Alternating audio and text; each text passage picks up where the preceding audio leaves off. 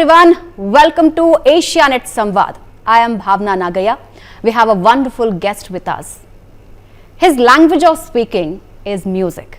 His language of speaking is nature. His language of speaking is environment. He had every opportunity to be a film music director, but he has chosen a different way. We have with us two-time Grammy Award winner Ricky Cage in our studio. So welcome to the show. Thank you so much, Bhavna. Great to be on your show again. Thank you. So for us, it's a bit nostalgic because a decade ago, you have given a wonderful song for us.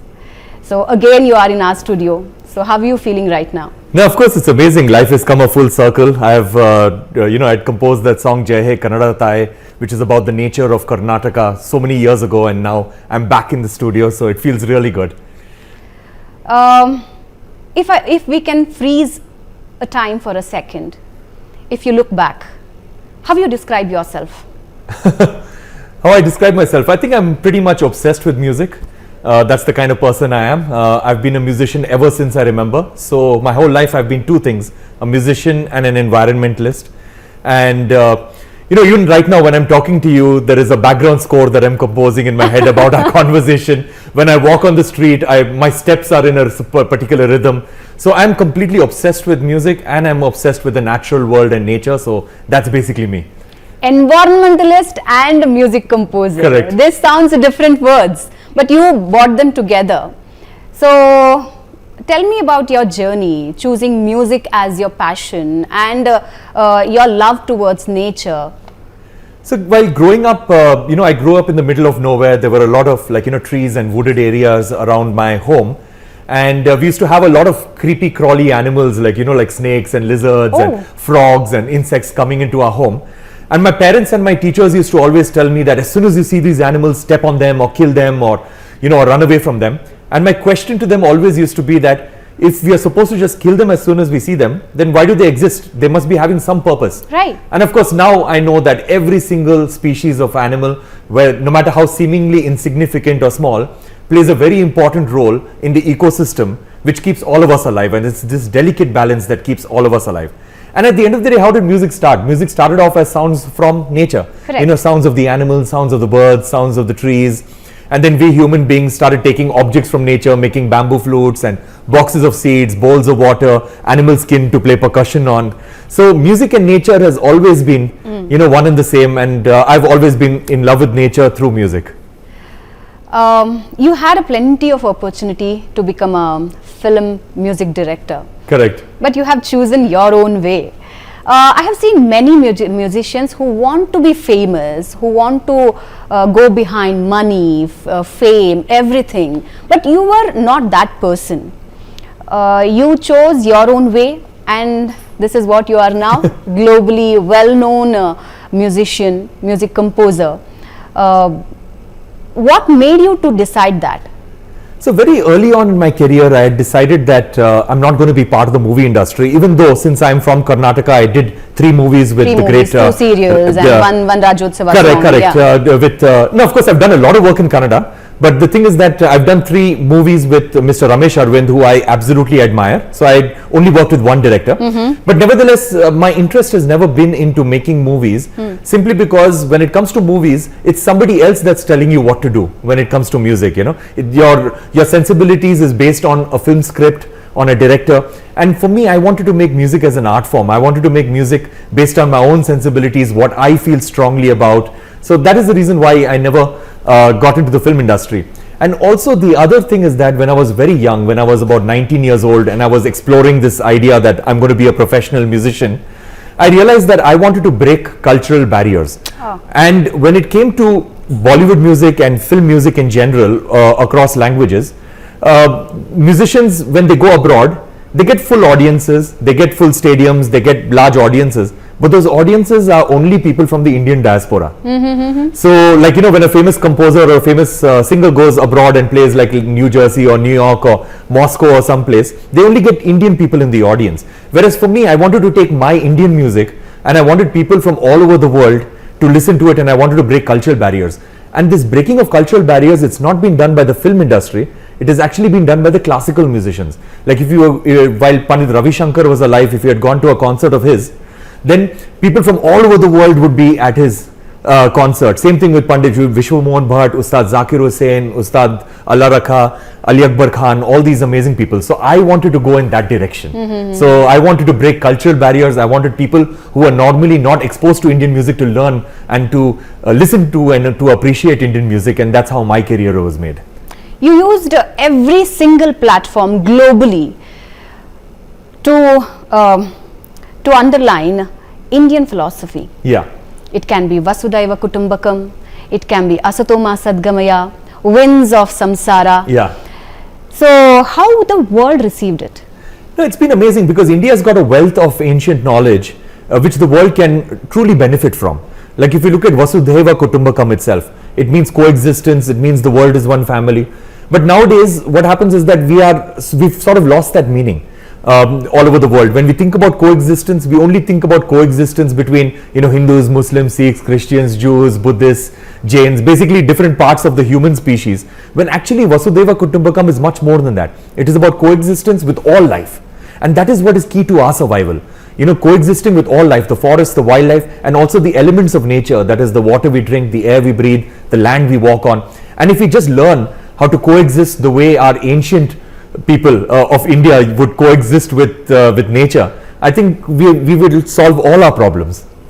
Whenever I hear your music, I can feel the nature in it. Yeah. I can feel the green in it. I can feel the natural music in it.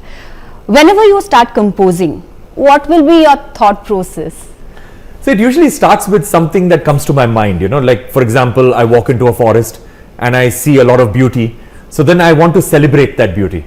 Like for example, in my Grammy-winning album Divine Tides, I had this song called Himalayas, and that was because I visited the Himalayas. I'd visited the Himalayas for performing for our Indian Army. So I did a concert in Ladakh for 12,000 army soldiers. It was one of the greatest experiences of my life, you know, standing on stage and surrounded by mountains at an elevation of 12,000 feet. So it literally took our breath away, and you know, so that was a very profound experience of actually being in the Himalayas and playing my music to that many army soldiers. So I needed to encapsulate that in my music, so I created a song called Himalayas, you know, just as a memory and just to celebrate the Himalayas.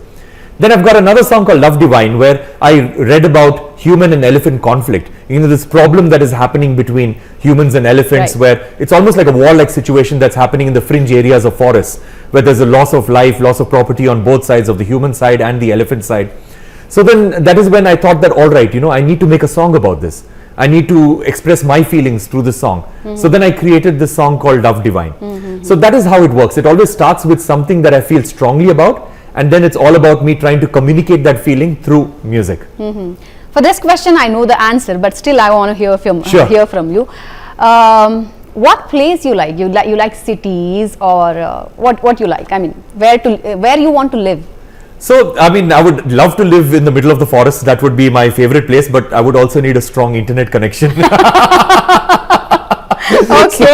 So that's why. So I would say a mix between the cities and even rural areas. I love visiting rural areas. I've done collaborations with tribal musicians and tribal farmers in rural areas from Chhattisgarh, Orissa, you know, North Karnataka, in Andhra Pradesh, in Araku Valley. So I love being in these places. Also, I love being in the forest. So basically, I would say a mix of all these different, you know, landscapes is where I would like to live, not just in one place. But currently my home is obviously Bangalore, and it's always going to be my home, simply because of one reason, because my dogs are in Bangalore. Okay. So you can travel with family everywhere. How many dogs you have? I've got two dogs. Two dogs. And you can travel with family everywhere, but you know, you cannot travel with your dogs everywhere. So I believe that wherever your dogs are, that's where your home is. Okay, so wonderful. Okay, in a very young age, you started joining hands with UN organizations. Correct. And many leaders came together to congratulate you. A very rare Indian musicians get that honor. So what made you to think like? So I've been working with the United Nations for more than 10 years now, and I'm their goodwill ambassador. I'm their global ambassador for various organizations. So I have always loved working with the United Nations because it's a global organization, it's an intergovernmental organization. But most importantly, the United Nations does not believe in working against a government. No matter how much, let's say they dislike a government. Okay. If it's a democratically elected government, they always want to work with the government. Achha. You know, and they want to figure out solutions together. They want to work together to figure out solutions. And that's how my philosophy has always been. So even though protest is extremely important, activism is extremely important, that's not the path that I've taken. For me, it's all about inspiring people into action. You know, there's a very famous saying that, you know, that at the end of the day, we as human beings, we'll only protect things that we love. We will only love things that we understand, and we will only understand things that we are taught. So for me, my mission is to make everyone fall in love with the natural world and nature, and hopefully through that love, we will find it within ourselves to protect. Have you been in any situation where you have to choose either commercial music or your passion? That's not been there for the last few years, because I've been very clear about it, that the only kind of music that I'm going to put out is music that I'm not embarrassed about. Okay. That music that I feel comes truly from me. So for the last few years, like for example, in 2014, whatever music that you hear from 2014 of mine, that would define me as what kind of a person I was in 2014. 2018, that's the kind of person I was in 2018. So it's very easy to find out what kind of a person I am just by listening to my music. Wow. Because every single piece of music that I've made since then is a part of me. That's wonderful. Let's go back to 2015, yeah, where you won first Grammy Award for Winds of Samsara. Correct. How was the moment? Now, of course, it was an exhilarating moment, because you know, a lot of people say that that you know that I don't like awards, and you know, and I'm not into awards and all of that stuff. And to an extent, they are true. What they're saying is correct. But whenever you look at awards, they can be looked at as two ways. One is basically vanity, you know, that, oh, I won an award, I'm better than everybody else. But that's the wrong way to look at an award. Okay. I believe that awards are really important because they give you a platform. Okay. And they give you credibility, they give you a platform. And especially for my kind of music, which has such a strong message about positive social impact for society, for the environment, I need a wider and wider audience to reach out to. So these awards give you a platform so that you can do bigger and better things, number one. And number two is that you can reach out to more people, and more people will take you seriously because you won an award. So that's why for me, awards are really, really important, because it gives you that platform to have a bigger voice. Which award would you like to compare, Indian award to Grammy? So the thing about the Grammys is that even though the Grammys are given out in America, it is not actually considered to be an American award. Okay. It's just like the Olympics, where, you know, anybody anywhere in the world can win a Grammy. You know, I'm an Indian person sitting and making music in India, but I've won 2 Grammys. There are people from all over the world who won these awards because it's the biggest music award in the whole world. So one cannot compare an award from any country to the Grammys, because like India's got a lot of music awards like GMA and Filmfare and all of that stuff, but you have to be a resident of India to actually win these awards. Whereas the Grammys, you can be living anywhere in the world and you can win it, just like the Olympics. Okay. So that is why I believe that the Grammys is a great award, because it's very inclusive, and you can be sitting down in any country, in any corner of the globe, but if you've got excellence in music, you can actually win the award. So I'm very grateful for that. Do you think there is a lack of a pure music award in India? True, because the thing, but more important than that, the issue in India when it comes to awards in general is that the celebrities are bigger than the award. So like what happens is that when it is an award and you need to invite celebrities so that you get more ratings, you know. So that is the issue in India, and that will take time to solve. It's not like it's unsolvable, it will take time to solve. Whereas with these international awards like the Oscars, the Cannes Film Festival in France, and you know, and the Grammys, the award is bigger than the star. So the stars are like, you know, dying to win the award, or they really they mark their calendar off because they want to attend the award and all of that stuff. So that is where the awards get a little more credibility, because those awards juries and all of that stuff, they do not care about who the artist is. They just care about musical excellence, and they do not care whether the artist is going to attend the ceremony or not. They just give the award to the person who deserves it the best. Many musicians or youngsters, music students are worried about their future in India. What do you say about it? So I would say that a career in the arts is a very, very good career. It's very, very good career. But you know, one has to figure out for themselves whether they can actually do this career or not. So I believe that each and every person who wants to become a musician, who wants to become an artist or a filmmaker, like one of these non-traditional career paths, they have to be these two things along with being a fantastic artist. You have to be really, really good at your art. But in addition to that, you have to have leadership capabilities. You have to have leadership capabilities because you have to work with teams, because art is not an isolated entity. You have to have teams, you have to have musicians, you have to have filmmakers, you have to have people who make videos, makeup artists, all of that stuff. So you have to have that good leadership capabilities. And second thing is that you have to be an entrepreneur, because you have to constantly sell a product, and that product is you. So you have to constantly be selling yourself, and you have to be really, really good at selling yourself, because nobody else is going to believe in you as much as you believe in yourself. True. So that's why it's important to sell yourself. And coming back to the leadership thing, many people ask me that, oh, but I cannot convince my parents. How do I convince my parents? That's a problem youngsters No, but face. I believe that you have to have the leadership quality to be able to convince your parents. Because if you cannot convince your parents, you're not going to be able to convince the audience that you're a good musician. So that's what. If you cannot convince your parents, then maybe engineering and medicine and MBA is better for you. But the thing is that the only way you should become an artist if you are able to convince your parents, no matter how strict they are. Okay. You should be able to convince your parents, and your parents should be absolutely convinced that you're going to be an amazing artist and you're going to be successful at what you're doing, and only then become an artist. Were you been in this situation ever? Many, many times. Many times. My okay. parents hated the fact that I wanted to become a musician, because they felt music is a hobby, You have to have some sort of a profession. Like, how can you be a musician? So I had a lot of fights and arguments with my parents, and then I reached a compromise with my father. Okay. That my father told me that finish off a degree in dental surgery, that is a BDS degree, and once you finish off that degree, he'll never question me again for the rest of my life. So I went to 5 years of college, and and I studied dentistry, and then at the end of 5 years, I did not know anything about dentistry, but I got a degree, which is a testimony to the education system nowadays.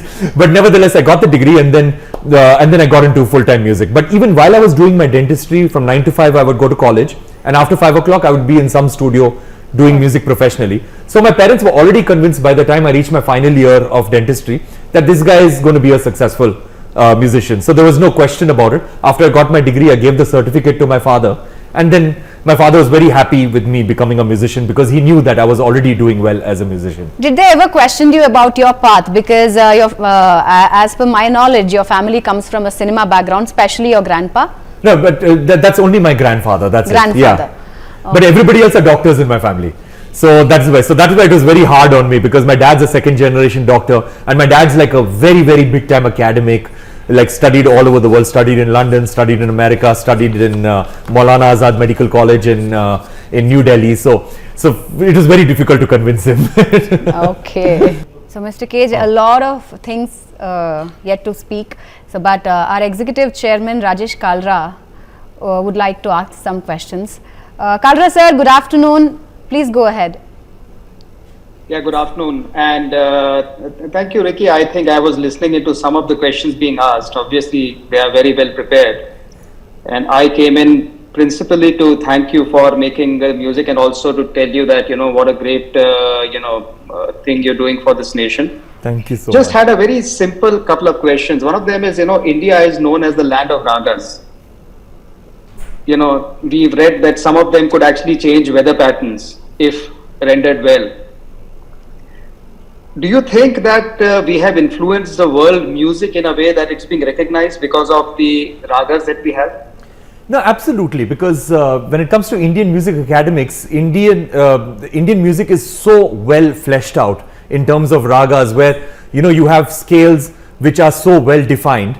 But more importantly than that, I've always believed that it's Indian classical musicians that are doing so much of work in spreading Indian culture and Indian traditions when it comes to music all over the world, because they're constantly breaking cultural barriers, as I had mentioned earlier in this interview.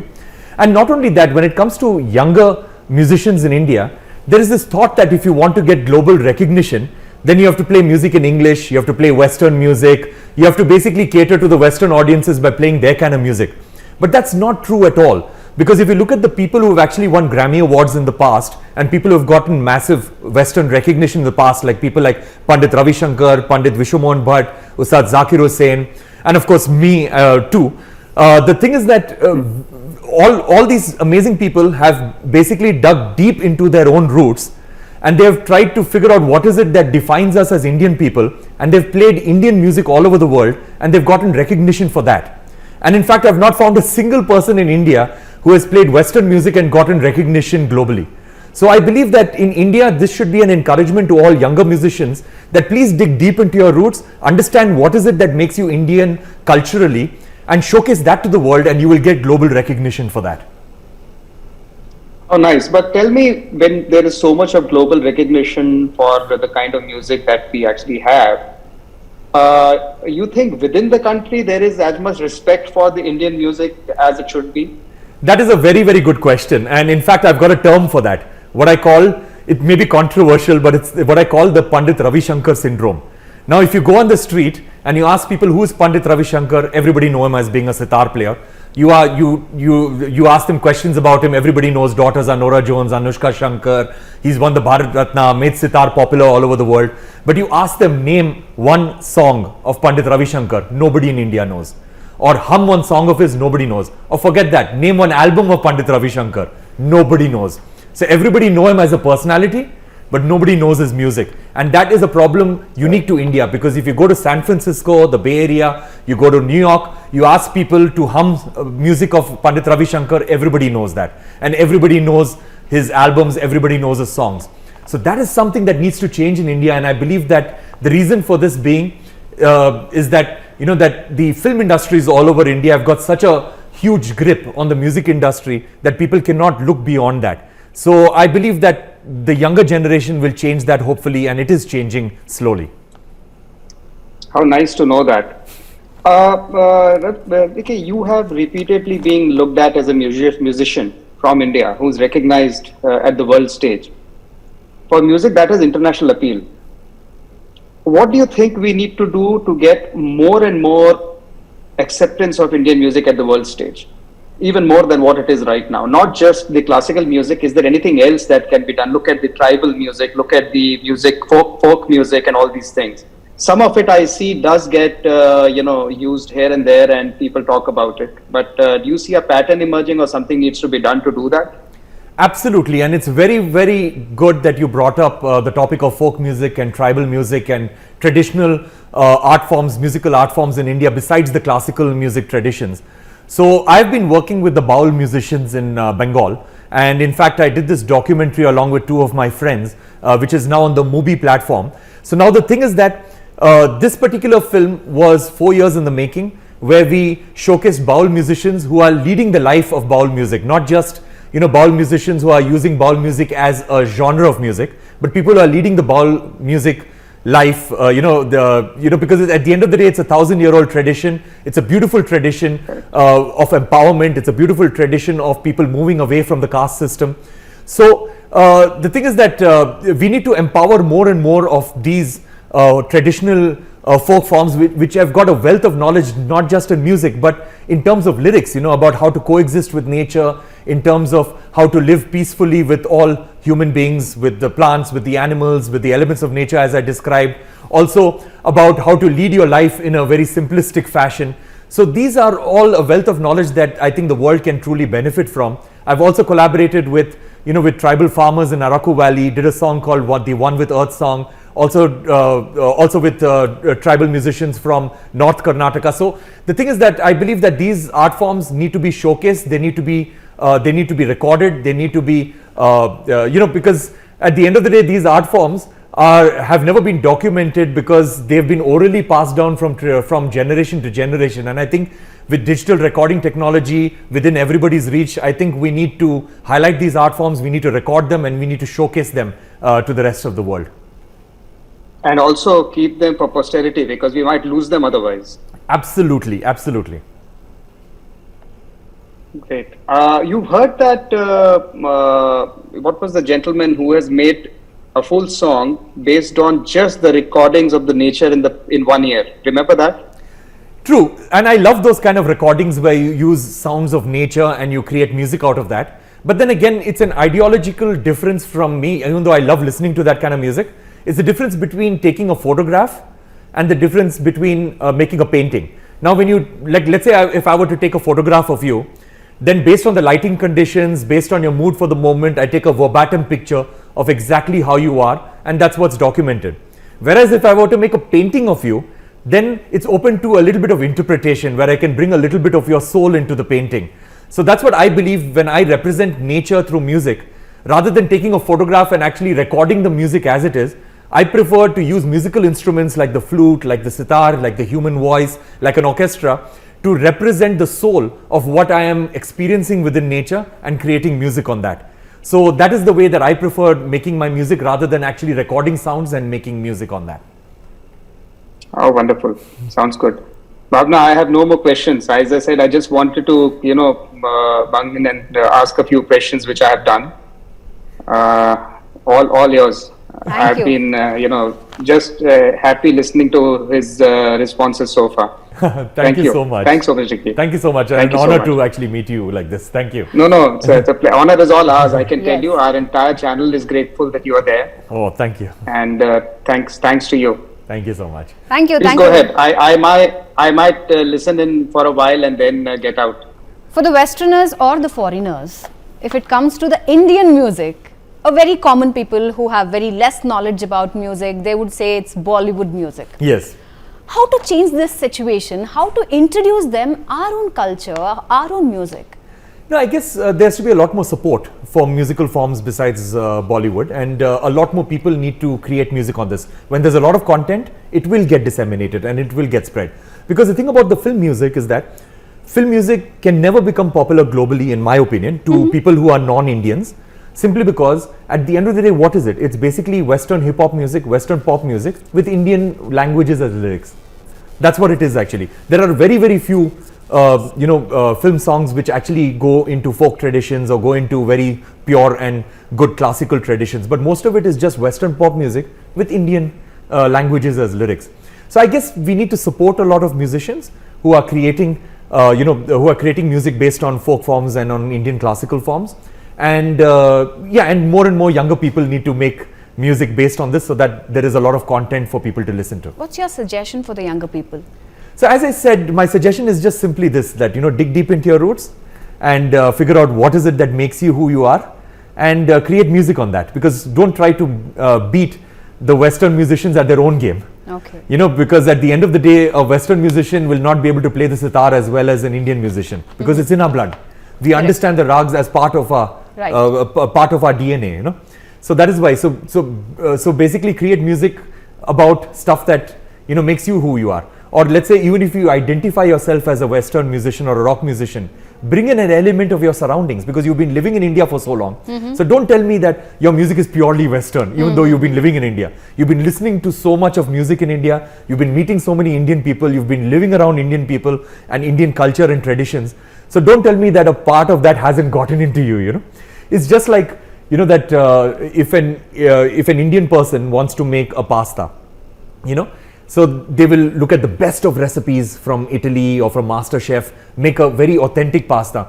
But just before it goes on the table, there'll be some chili powder which will go into it, and there'll be some turmeric powder which will go into it. Authentic pasta nobody likes. Indians. Yeah, so that's it. There'll always be a little bit of that will go into it, because that's Indian how we made are. Pasta. That's how we are. When I order a pizza, the first thing that goes on is chili flakes, because that's how we are as Indian people. So it has to be the same with music too. Correct.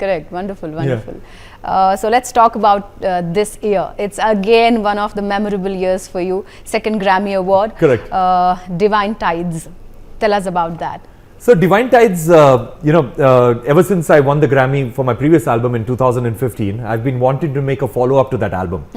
And there were lots of thoughts and ideas in my mind, but I've never had the time to actually record them because of my absolutely relentless touring schedule. Like, for example, in 2019, I did 70 concerts in 13 countries. So I'm just living off a suitcase, going from city to city. But then the pandemic hit in 2020, and then we all were forced to stay indoors. Correct. So I was in my studio, and then I started creating and recording this album, but then I needed a very strong collaborator. And I decided that I'm going to want to work with Stuart Copeland. I've grown up with posters of him on my wall, and and he's been my greatest idol when it comes to music. 5-time Grammy Award winner, 75 million copies of albums sold. So then I reached out to him, and to my immense luck, he said that, all right, let's work on this album together. Oh, wow. I'll give you like how much of a time you want, and let's work on this album. So we worked on this album together, him in Los Angeles, me in India. I changed my sleep timing so I could match his timings, because our AM is their PM. Yes. So that's the way it is. So basically we worked together, became the best of friends, became very, very close. And he was almost like a father figure to me, because He's got children who are older than me. So that's the kind of relationship that we shared. And of course, the album became hugely successful. We won awards all over the world, and that ended with us getting nominated for the Grammy and then actually winning the Grammy award. So, for the musician, every instrument is favorite. Correct. They like every instrument. Correct. For Ricky Cage, which is the favorite instrument and why? So I guess for me, the instrument that I play is the piano and the keyboards. Piano. So that's my instrument. But at the same time, I love instruments which sound as close to the human voice as possible. Like instruments like the flute. Oh, the flute is as expressive as the human voice, Like if you want to make a very emotional piece of music, then either you can use the human voice or you can use the flute. Other instruments are the violin is also like that. The sarangi is also like that. So all these instruments which can move a person emotionally and sounds as close to the human voice, those are the instruments which I absolutely love. Till date, your journey is spectacular. It's beautiful. But every human being will be having their own dreams. Correct. They fulfill it, again there will be another dream. So what's your future dreams? Yeah, that's very true that you fulfill a dream, then you have another dream. But then again, my life went completely upside down because the Grammys were always considered like an unattainable dream for me. Like, sitting down in India, how is it even possible? Like, I would just watch the Grammys on television and I would be like, I would not even imagine myself in that position because it was unattainable. But then I won my first Grammy when I was 33. And then suddenly you're like, okay, what is my dream right now, Because I won the biggest music award in the world. So you feel this sense of gratefulness and this humility that, that what am I supposed to do now? But then of course, my dreams are about creating a more environmentally conscious society, to get people to do their own part. Because the biggest threat, in my opinion, when it comes to the environment in India, you have climate change, you have species extinction, you have loss of biodiversity, deforestation, you have plastics pollution, air pollution. But the biggest threat is the constant thought that everybody has that somebody else will make a difference, that it's not up to me. Government will make a difference, intergovernmental bodies, politicians, leaders, corporations will make a difference. When the truth is that the only way we can bring about meaningful change is if we change ourselves. But everybody feel that if I stop using plastic, what difference will it make? If I use public transportation, what difference will it make? If I lead my life responsibly, what difference will it make? But that will make such a huge difference because everybody needs to change their own lives in their own tiny capacity and in an incremental way, because that is all that matters. Everybody should just do whatever everybody talks about changing the world, but everybody should talk about changing themselves first. So that is what I want to do through my music. Many people say that it is highly impossible in Indian society or Indian kind of a country. Is it true? It's not highly impossible. It's just that we have not empowered ourselves to believe that the small tiny changes that we make within our own lives actually matter. So what we need to do is that we need to empower ourselves, and we need to empower everybody else to believe that if you do the small thing in your life, it will make a huge difference. So that is what we need to empower ourselves to believe that we matter, and the small things that we do matter. Any suggestions to the Karnataka government to empower arts forms? So of course I've got plenty of suggestions always, but what artists require is places to perform. So I think that what we need is some really, really good, high quality, international quality places to perform. Because if you go to foreign countries, like for example in New York, you've got Carnegie Hall. In Sydney, you've got the Sydney Opera House. So when a tourist comes to these cities, they do not care about who is performing. They just want to go to the hall to watch a performance. Okay. And I think that will encourage the arts in our city in a very, very big way, and in our state in a very big way, having beautiful places to perform and world-class places to perform. Second thing I would say that again, empowering tribal art forms when it comes to music, and empowering folk forms when it comes to music, where you give them a bigger stage rather than having an event and just putting them there for for flavor's sake, to show that this is the culture of Karnataka. Giving them a big stage and making them the main performers. I think that would be really important, to give them the respect of the art form. I think that would be really important. Places to perform and empowering local art forms on a big stage. Should be a subject in education system? Absolutely. So the thing about music is that music education is extremely important in schools, and I'll explain to you why. Not everybody has to become a musician while studying music in schools, but people who have a basic foundation knowledge in music appreciate music better. So me as a musician, I will not try to create music where I'm creating it very simple so that everybody will understand and everybody will appreciate. I, as a musician, if I know that people will appreciate music and music which is a little more complex, I'll make music of an art form which is slightly higher and better. So basically, if you have music education in schools, you will get more people who will appreciate better forms of music, and that way musicians will be encouraged to make better and better music and more higher quality music, and it will uplift the art form in general. You know, so I believe music education in schools is very important to uplift the art form itself in a state, and I think Karnataka will benefit very highly by making music education compulsory in schools. Thank you so much, Mr. Ricky Cage. It was wonderful having you in our show. Thank you so much, and it's been an honor to speak to you again. Thank you. So viewers, this is our proud Indian, proud Kannadiga, Grammy Award winner Ricky Cage. With this, we are ending this program. Thank you so much.